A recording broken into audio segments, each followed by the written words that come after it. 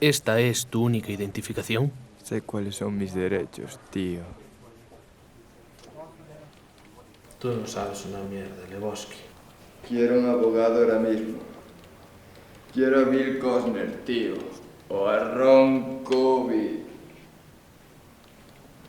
El señor Trijo nos ha dicho que se vio obligado a expulsarte de su fiesta, que estabas borracho y alborotando. El señor Trijol trata a los objetos como si fueran mujeres. El señor Trijo tiene mucha mano en este pueblo, y tú no tienes una mierda, Lebowski. Este es un pueblo agradable, pequeño y tranquilo, y quiero que siga siendo agradable y tranquilo. De modo que te lo advierto, no me gusta verte merodeando por aquí, molestando a nuestros vecinos. No me gusta tu nombre de capullo, no me gusta tu cara de capullo, ni tu conducta de capullo. Y tampoco me gustas tú, capullo.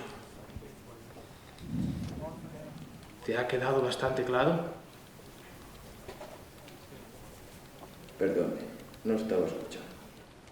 ¡Oh, puto fascista! ¡Ah! ¡No te acerques a Malibú, Lebowski! ¡Oh! ¡No te acerques a Malibú! ¡Despojo!